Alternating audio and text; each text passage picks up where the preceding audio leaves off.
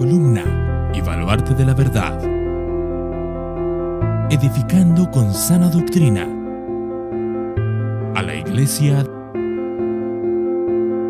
de Cristo.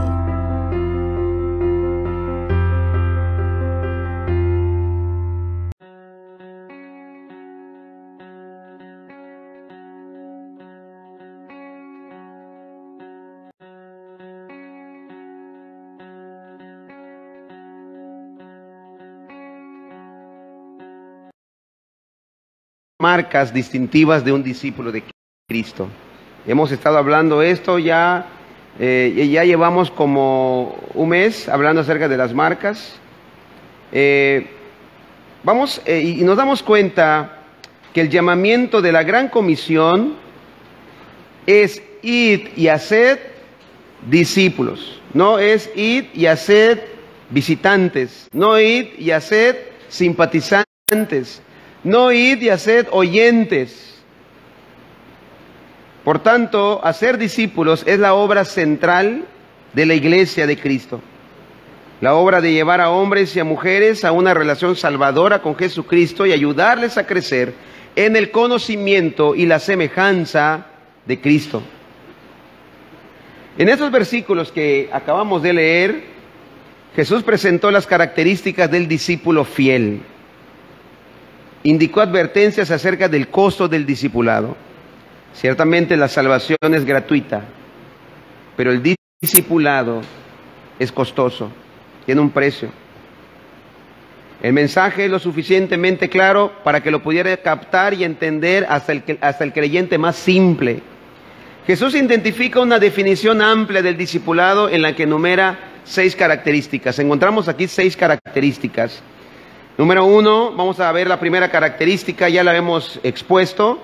La primera característica es: el verdadero discípulo de Jesucristo imita a su maestro. Mateo 10:25 dice: basta al discípulo ser como su maestro y al siervo como su señor. Si al padre de familia llamaron Belcebú, cuánto más a los de su casa. La segunda característica que encontramos es que el verdadero discípulo teme a Dios en lugar del mundo. Mateo 10:26-28, así que no le temáis, no los temáis, porque nada hay encubierto que no haya de ser manifestado, ni oculto que no haya de saberse. Y no temáis a los que matan el cuerpo, mas el alma no puede matar, temed más bien a aquel que puede destruir el alma y el cuerpo en el infierno. Tercera característica que encontramos es que el verdadero discípulo confiesa al Señor. Mateo 10:32-33 dice: a cualquiera pues que me confiese delante de los hombres, yo también le confesaré delante de mi Padre que está en los cielos. A cualquiera que me niegue delante de los hombres, yo también lo negaré delante de mi Padre. La cuarta característica que encontramos es que el verdadero discípulo antepone a Dios antes que a su familia. Mateo 10:34-37 declara: no penséis que he venido para traer paz a la tierra. No he venido para traer paz sino espada, porque he venido para poner en disensión al hombre contra su padre, a la hija contra su madre, a la nuera contra su suegra, y los enemigos del hombre serán los de su casa. El que ama a padre o madre más que a mí no es digno de mí. El que ama a hijo o hija más que a mí no es digno de mí. Y hemos llegado al quinto: el verdadero discípulo ofrece su propia vida. Hoy en la mañana iniciamos este tema, este punto. No lo terminé, no alcancé a terminarlo. Esperemos en el Señor que ahora lo terminemos. Dice Mateo 10:38-39 y el que no toma su cruz y sigue en pos de mí no es digno de mí. El que haya su vida la perderá, y el que pierde su vida por causa de mí la hallará. Y la sexta característica que encontramos es que el verdadero discípulo recibe una recompensa. Pero esto lo veremos, si Dios quiere, el próximo domingo. Muy bien, hermanos. ¿Ya oramos? Ya oramos por el tema de hoy. Vamos a orar. Señor, te agradecemos que nos permita llegar a este lugar. Gracias, bendito Padre, por tu misericordia, por tu gracia, Señor. Por favor, Padre, te ruego que me ayudes a hablar, me ayudes a exponer con las palabras de mi boca, Señor, para que estos versículos puedan ser claros a mis hermanos. Señor, que tu Espíritu Santo nos ilumine Que los oyentes, Padre, puedan percibir, recibir el mensaje de lo que ahora se va a exponer. Ayúdame, te lo pido en el nombre de Jesús. Señor, no solamente queremos ser oidores, sino también hacedores de tu palabra. Ten misericordia de nosotros, por favor, en el nombre de Jesús. Amén. El verdadero discípulo, en este quinto distintivo o marca del verdadero discípulo de Cristo, encontramos que un verdadero discípulo ofrece su propia vida. Dice el versículo 38 y 39, el que no toma su cruz y sigue en pos de mí no es digno de mí. El que haya su vida la perderá, y el que pierda su vida por causa de mí la hallará. Hermanos, amar nuestra propia vida es a menudo el mayor obstáculo para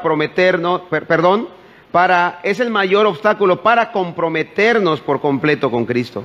Vuelvo a repetirlo.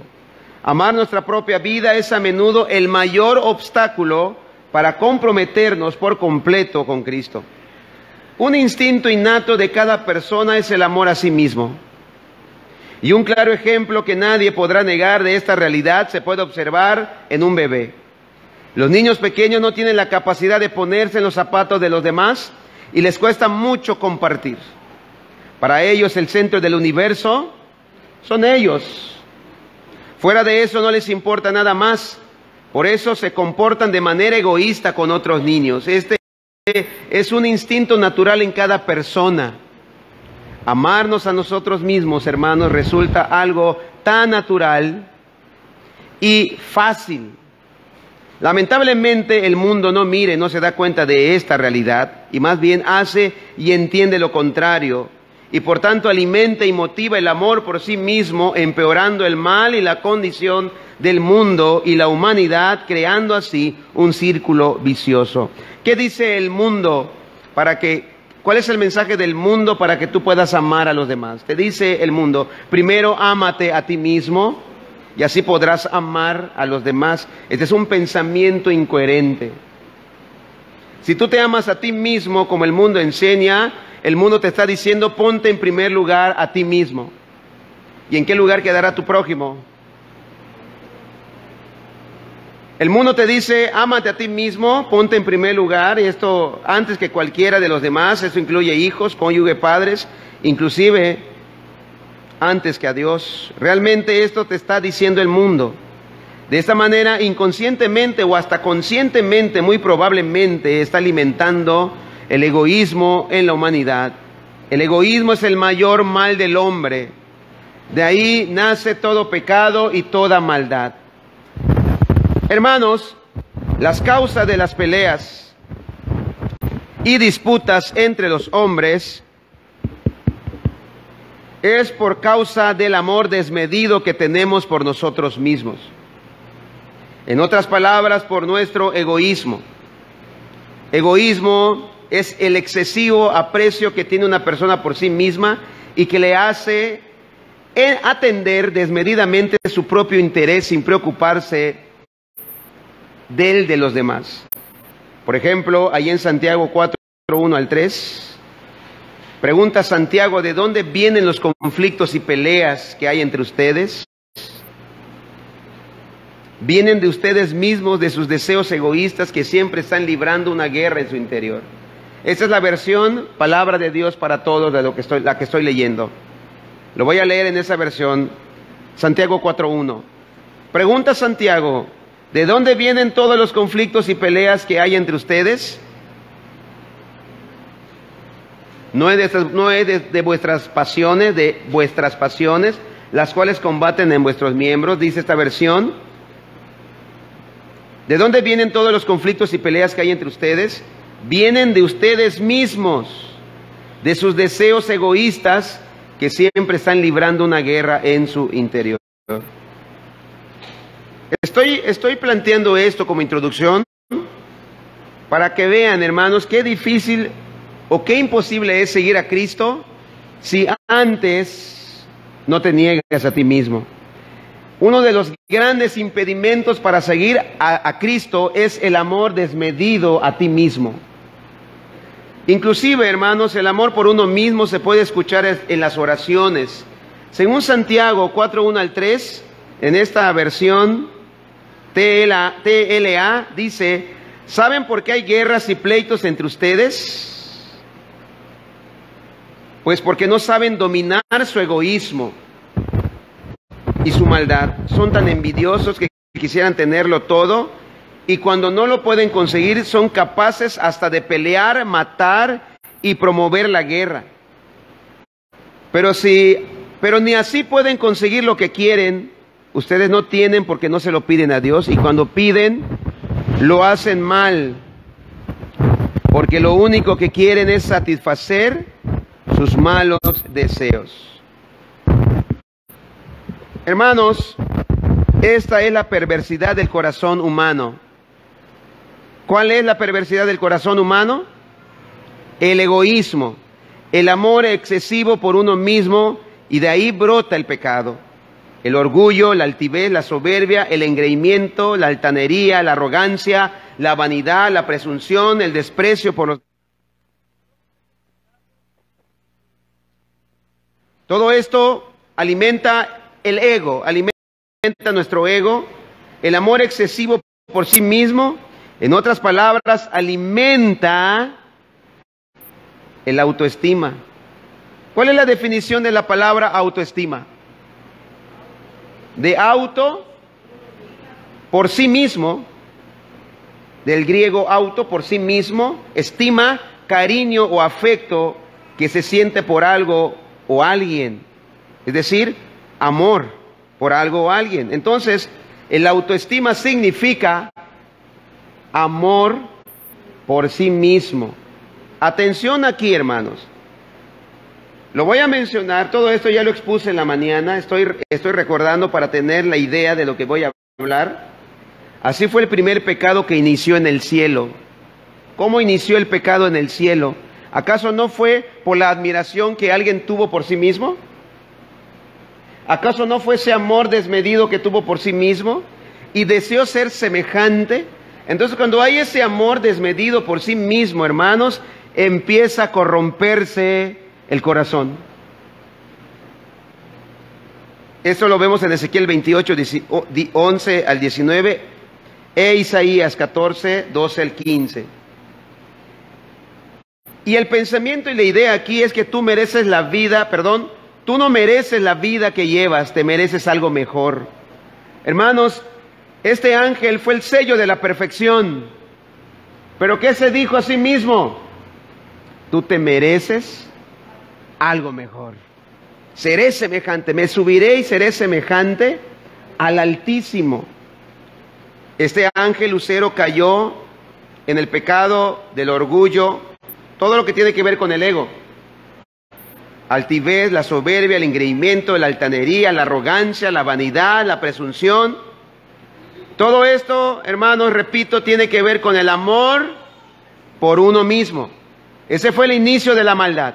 El pecado del orgullo, el amor excesivo por uno mismo, la admiración por uno mismo, y a partir de ahí siguen todos los demás pecados que existen. Esto fue lo mismo que Satanás le ofreció a Adán y a Eva. ¿Qué le dijeron a Adán y a Eva? Seréis como Dios. La misma idea. Dios le había dado todo a Adán, el huerto del Edén. Él vivía en un ambiente perfecto.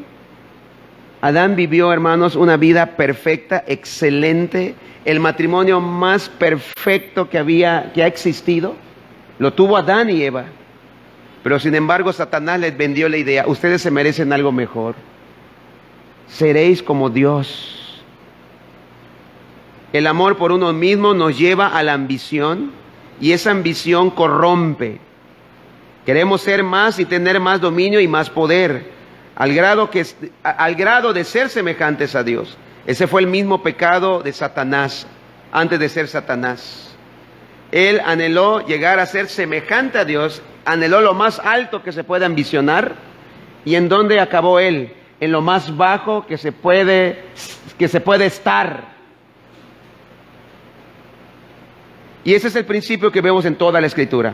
El que se enaltece será humillado, y el que se humilla será enaltecido. Atención, hermanos. Tanto para el hombre como para Satanás, su amor por sí mismo lo llevó a querer ser semejantes a Dios. Eso también significa hacer ley para ellos mismos, poner las reglas del juego ellos mismos, haciendo dar cuentas a un Dios exigente en sus pensamientos egoístas. Esa es la idea que ellos tienen o tuvieron. Esa es la idea soberbia del ateo. Él en su imaginación pretende creer que no hay Dios, así no dará cuentas a nadie al final de su vida. Su motivación es el amor desmedido por él mismo. Quiere hacer lo que quiera y no dar cuenta a nadie. Dar cuentas a nadie.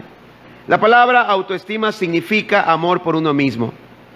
Y esa palabra nos lo repiten en las escuelas desde kinder hasta la universidad. Y aún la seguimos creyendo en nuestra adultez.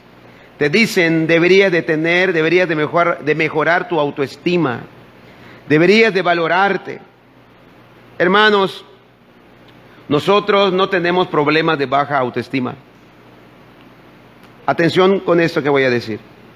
Realmente el problema que tenemos no es la baja autoestima.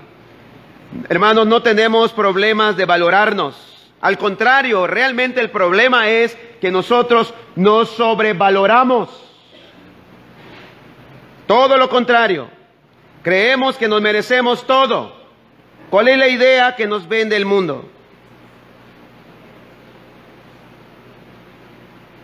Creemos que debemos de ser tratados como si fuéramos los príncipes de Inglaterra. Y realmente ese es el problema.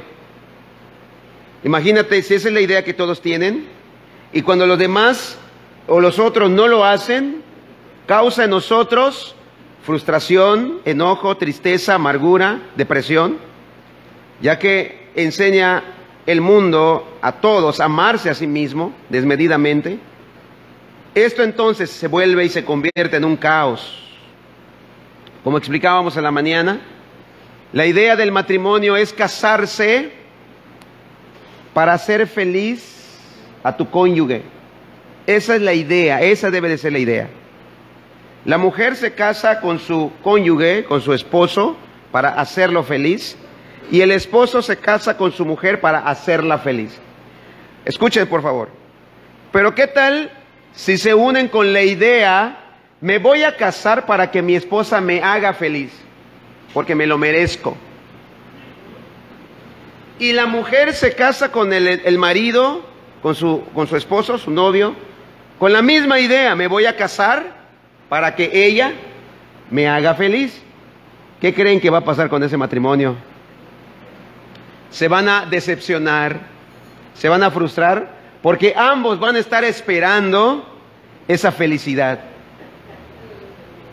Hermanos, es lo que el mundo está dándonos, es lo que el mundo ofrece, es lo que el mundo es la idea que el mundo vende. Tú te lo mereces. El amor desmedido por sí mismo. Todos creen que deben de ser y merecen ser tratados como reyes porque creen que se lo merecen. Los demás también piensan lo mismo y entonces empieza la disputa y la guerra. Santiago 4:1, ¿de dónde vienen todos los conflictos y peleas que hay entre ustedes? Vienen de ustedes mismos, dice, de sus deseos egoístas que siempre están librando una guerra en su interior. Hermanos, realmente la baja autoestima es un mito.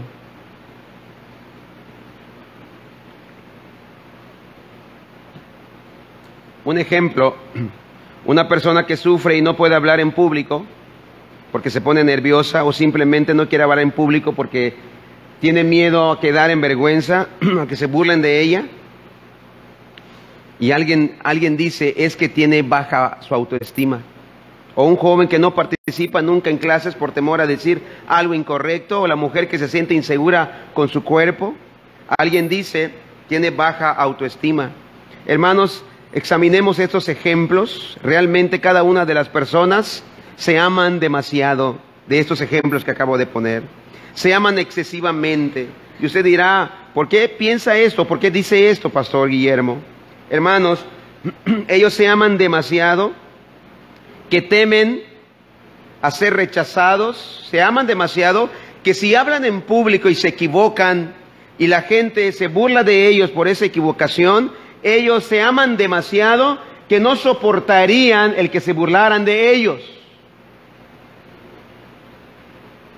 No quieren hablar en público porque tienen temor a quedar avergonzados o cometer un error y que la gente se burle de ellos, pero en realidad ellos se aman demasiado que no soportarían tal burla, tal rechazo. No soportaría más bien, que la juzguen, que la critiquen. Hermanos, hay muchos pasajes que hablar acerca al respecto.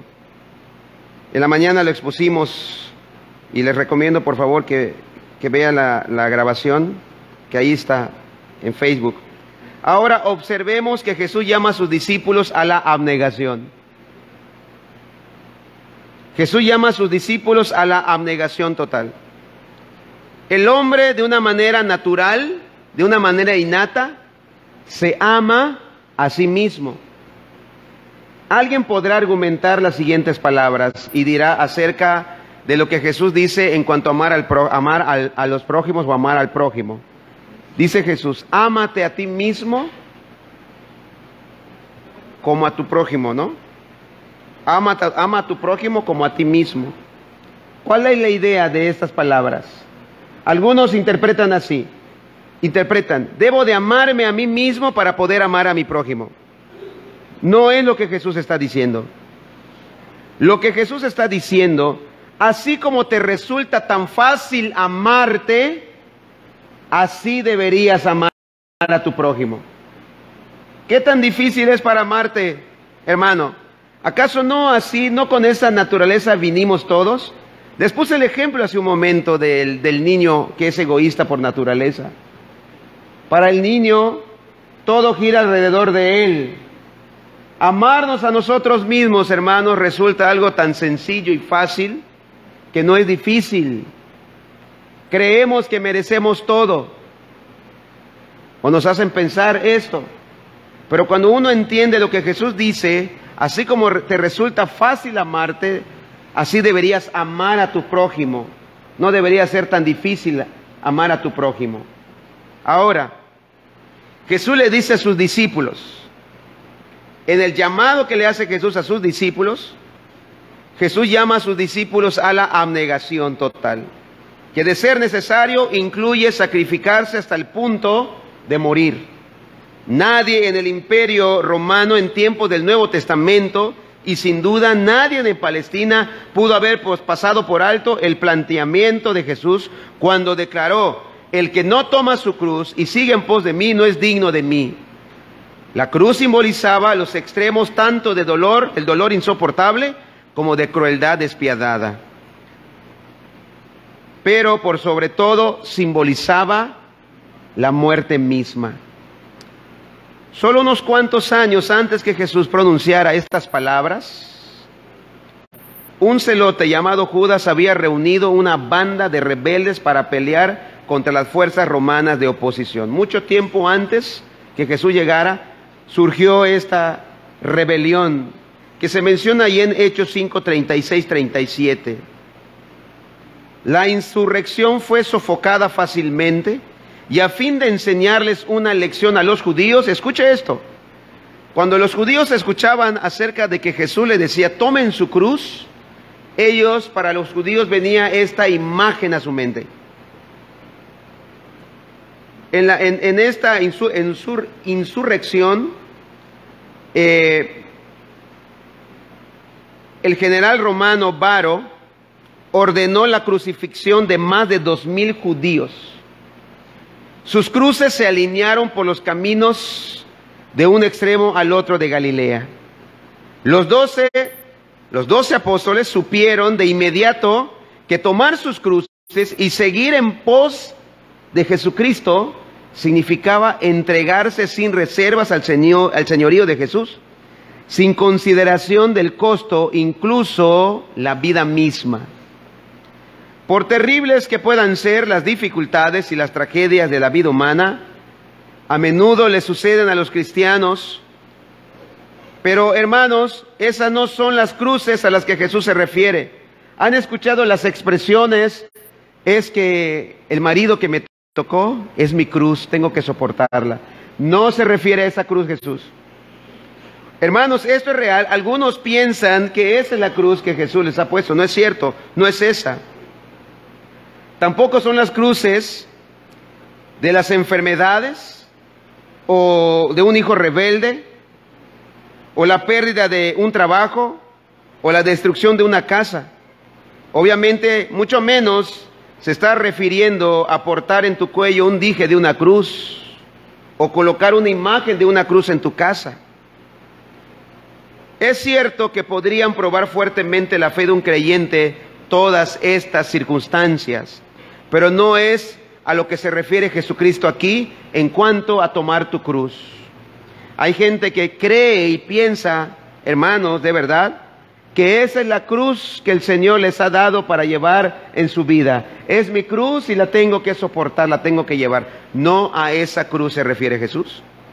La cruz de un creyente es una identificación espiritual con la cruz de Cristo o con con alguna idea de una vida crucificada, de una vida abnegada a causa de Cristo.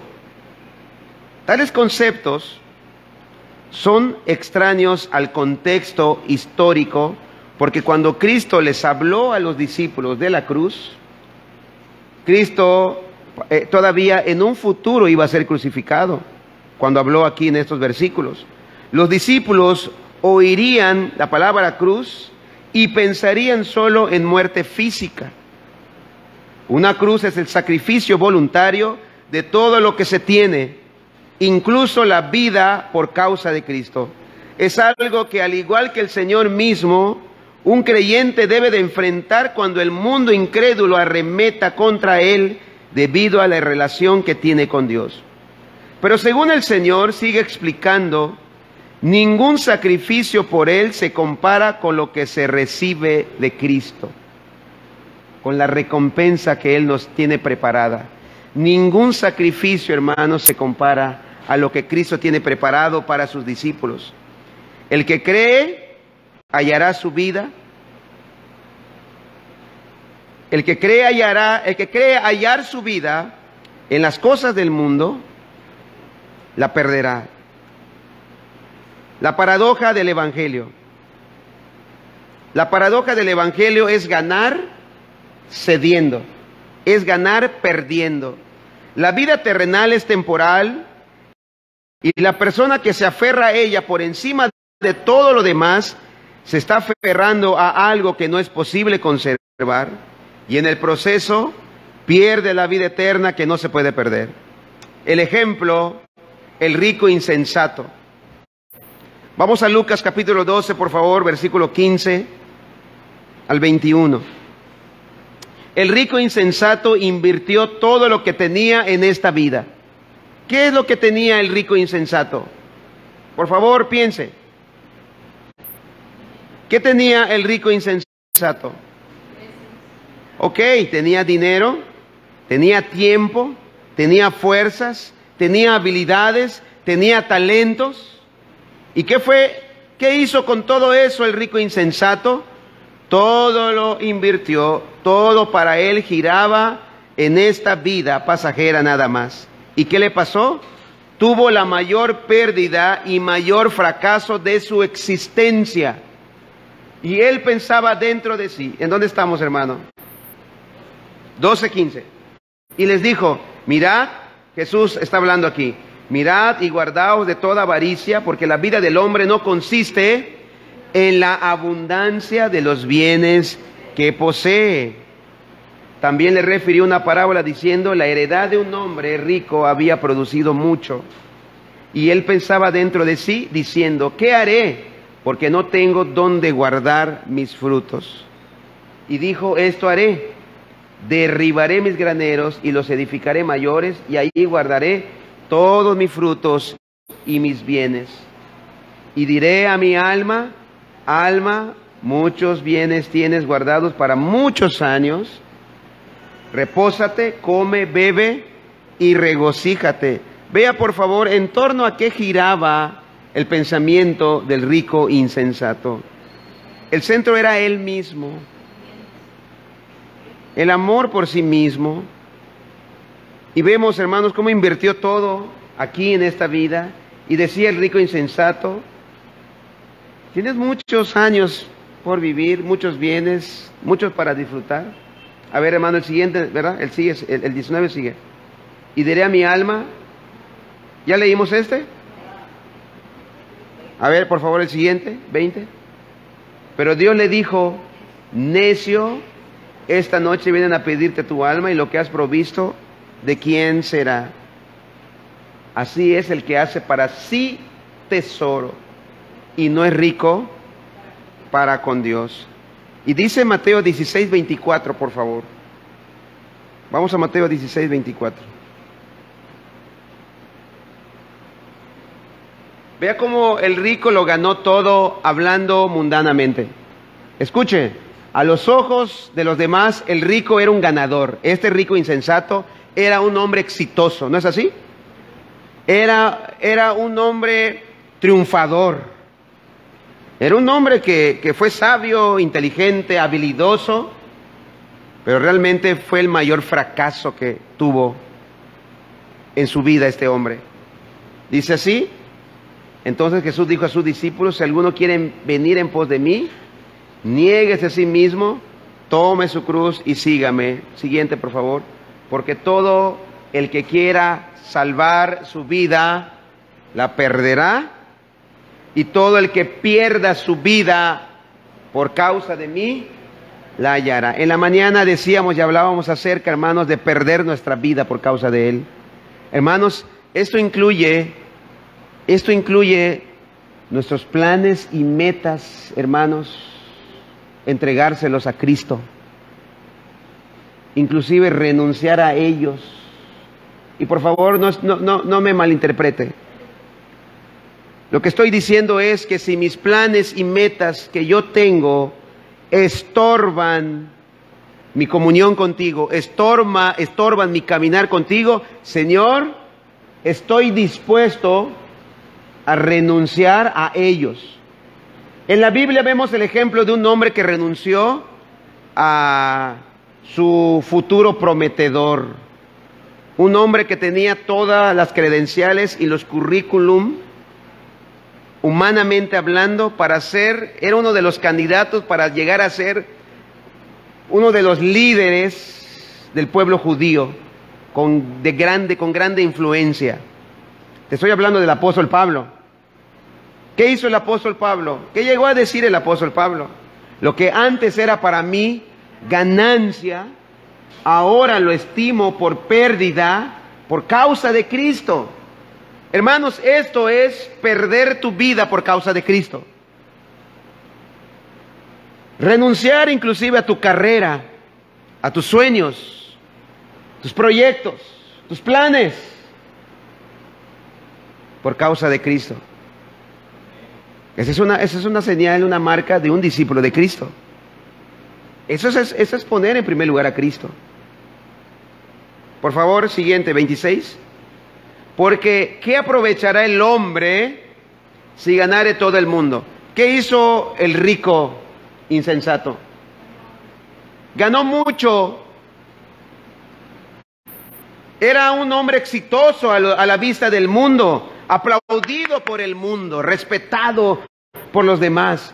Este rico insensato, probablemente hasta si viviera en nuestros tiempos, lo hubiesen invitado a dar conferencias motivacionales, ¿no? Conferencias de éxito. Pero ¿de qué le sirvió ganar el mundo? De tener éxito. ¿Qué aprovechará el hombre si ganare todo el mundo y perdiere su alma? ¿O qué recompensa dará el hombre por su alma?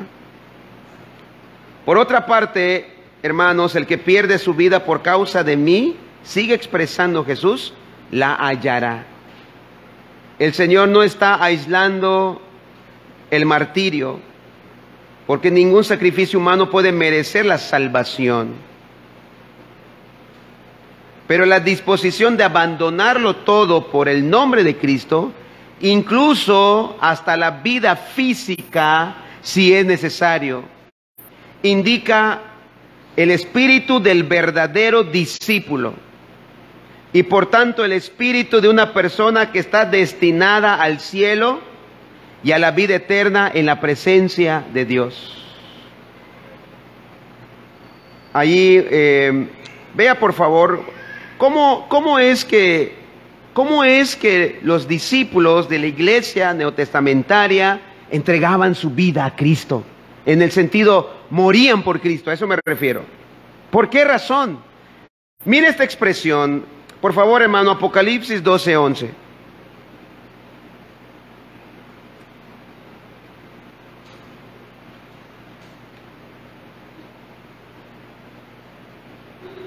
Y ellos le han vencido por medio de la sangre del Cordero y de la palabra del testimonio de ellos. ¿Y qué dice? Y menospreciaron sus vidas. El problema, hermanos, ninguno puede seguir a Cristo si ama su vida. Ninguno puede ser discípulo de Cristo, ninguno puede seguir a Cristo sus pasos, hermanos, si tiene en primer lugar sus metas, sus proyectos, sus planes, es decir, su vida. Ninguno. ¿Hasta qué grado menospreciaron su vida aquellos? Hasta la muerte, dice Apocalipsis 12:11. Hebreos 11:35, hermano, por favor.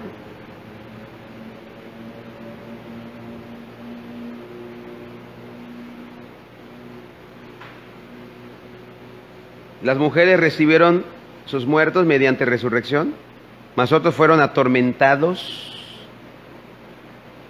no aceptando el rescate, o sea, no aceptaban que sean librados de ese sufrimiento o de esa muerte a cambio de algo. Ni siquiera lo aceptaban por eso, a fin de obtener, dice, mejor resurrección. Siguiente, por favor, hermano. 36. Otros experimentaron vituperios, insultos y azotes, y además de esto, prisiones y cárceles. ¿Por qué podían soportar esto, hermanos? ¿Por qué lo podían soportar? Porque ellos no amaban su propia vida. Es decir, amaban más la vida de Cristo antes que la suya. Siguiente, por favor. ¿Ya estamos ahí? Fueron apedreados, aserrados, puestos a prueba, muertos a filo de espada, anduvieron de acá para allá, cubiertos de pieles de ovejas y de cabras, pobres, angustiados, maltratados. 38. De los cuales el mundo no era digno, errando por los desiertos, por los montes, por las cuevas y por las cavernas de la tierra. ¿Por qué causa ellos sufrían todo esto? A causa de que su amor por Cristo sobrepasaba el amor de sus propias vidas. Como expresó hace un momento, leímos en Apocalipsis 12:11, menospreciaron sus propias vidas al grado de la muerte. Hechos 20:24, el ejemplo que vemos en el apóstol Pablo.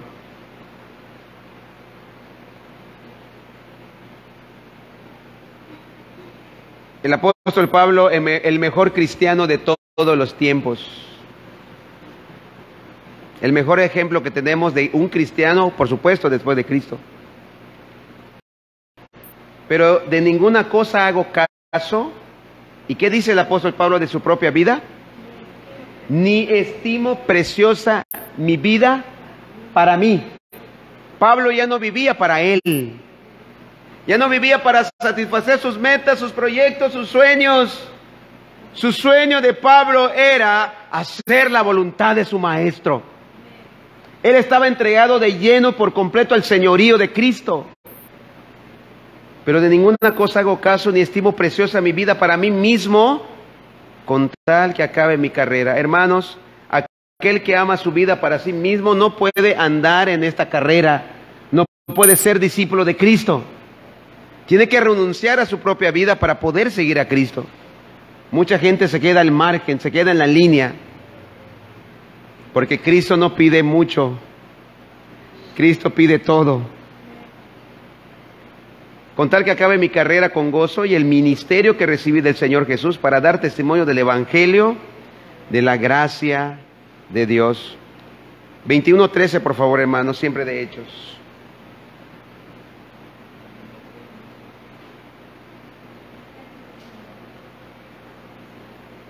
Entonces Pablo respondió: ¿qué hacéis llorando y quebrantándome el corazón? La gente estaba conmovida porque había amenazas a la vida de Pablo, porque Pablo iba a ir a Jerusalén y ahí estaba amenazado. Si vas ahí te van a agarrar, Pablo. Porque yo estoy dispuesto no solo a ser atado, mas aún a morir en Jerusalén por el nombre del Señor Jesús. ¿Por qué Pablo estaba dispuesto inclusive a morir? Porque su vida no era apreciada. Apreciaba más la vida de Cristo antes que la suya.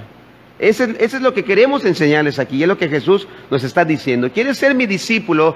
Tienes que amarme, dice Jesús, a mí antes que inclusive tu propia vida. Lucas 14:26, por favor, hermano.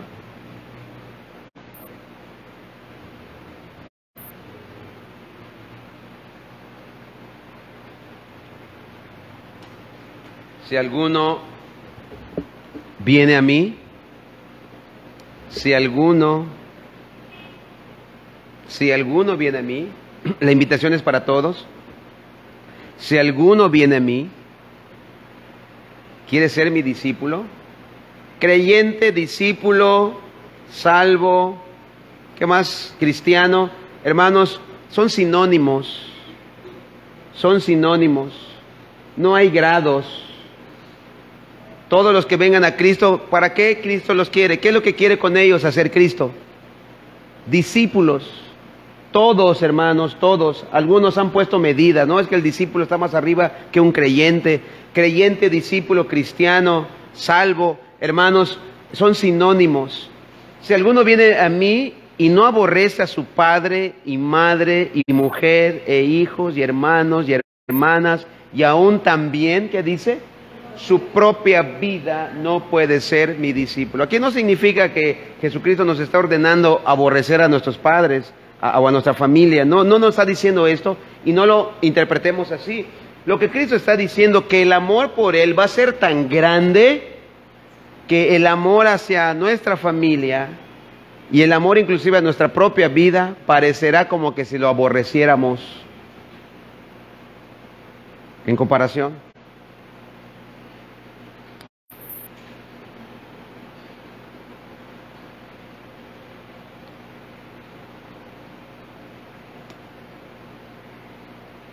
Voy a finalizar, hermanos. Cuando John Bunyan fue llevado ante el juez para ser sentenciado a la cárcel, declaró: Señor, la ley de Cristo ha provisto dos maneras de obedecer. Una es hacer lo que en mi conciencia estoy obligado a llevar activamente a cabo. La otra es que cuando no pueda obedecer de forma activa, estoy dispuesto a resignarme y sufrir lo que harán conmigo.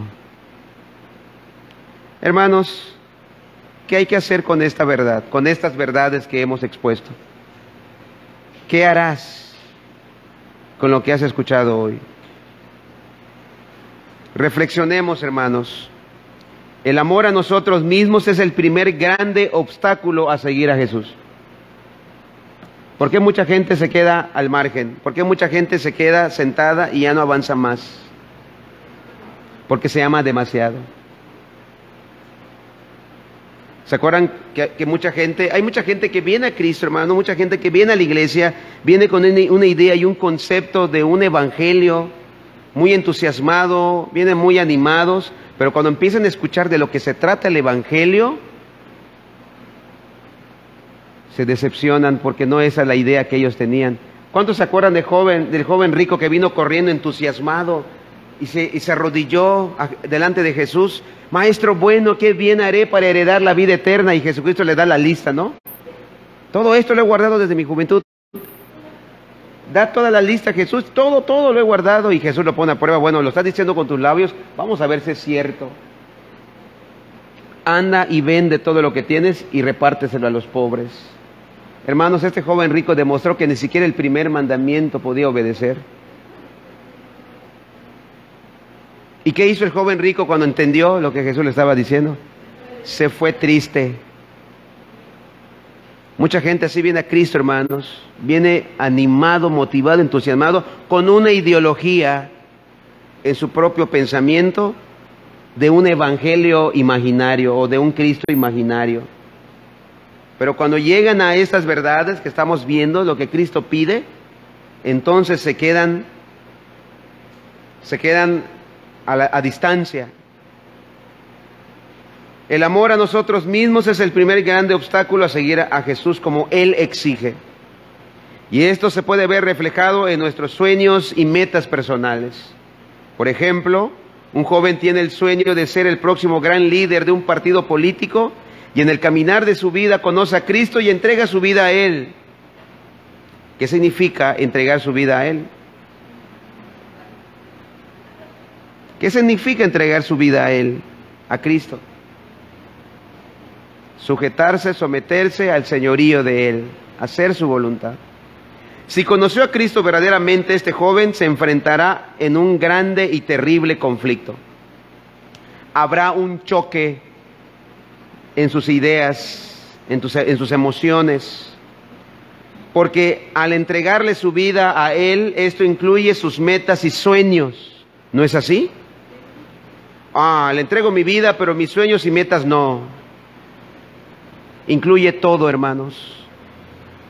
Entregar tu vida a Cristo incluye todo, incluye tus metas y sueños. Eso significa que redefinirá su vida, sus metas y sueños, porque sus prioridades ahora han tomado otra dirección. Antes, Él mismo era su Señor para Él mismo, su motivación era el amor por Él mismo, pero ahora su Señor y su amor le pertenecen a Cristo. Un claro ejemplo de esto es el apóstol Pablo. El currículum del apóstol Pablo era impresionante.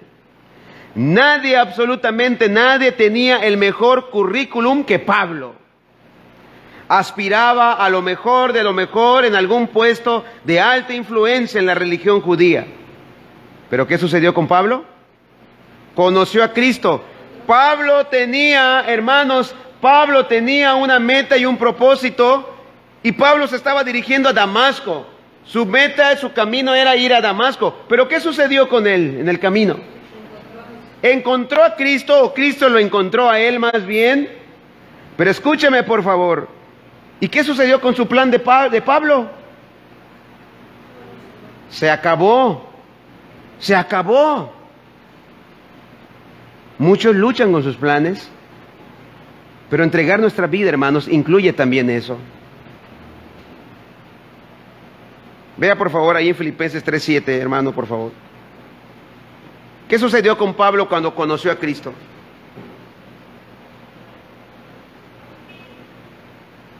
Pablo dejó su vida. Vea que dice: pero cuántas cosas eran para mí ganancia, las he estimado como pérdida por amor de Cristo. Siguiente, por favor. Ciertamente aún estimo todas las cosas como pérdida por la excelencia del conocimiento de Cristo Jesús, mi Señor, por amor del cual, ¿qué dice? Lo he perdido todo y lo tengo por basura para ganar a Cristo. ¿Qué pasó con sus sueños de Pablo? ¿Qué pasó con el gran currículum de Pablo? ¿Sabes qué hizo con su currículum Pablo, hermanos? Lo hizo bolita y lo tiró a la basura. Todo esto, que cuánto desearían tener ese currículum. Pero Pablo demostró que su amor por Cristo era mayor que su propia vida. Por favor, siguiente, hermano. y ser hallado en él, no teniendo mi propia justicia, que es por la ley, sino lo que es por la fe de Cristo, la justicia que es de Dios por la fe. Hermanos, Pablo tenía más amor por su Señor. Pablo tenía más amor por Cristo que por sí mismo. Hermanos, ¿sabes qué sucede cuando conoces a Cristo? Cuando te entregas a Cristo, cuando Cristo aparece en tu vida, te echa a perder tus planes. Tienes que redefinir tu vida. No puedes seguir llevando la misma dirección. Eso sucedió con Pablo.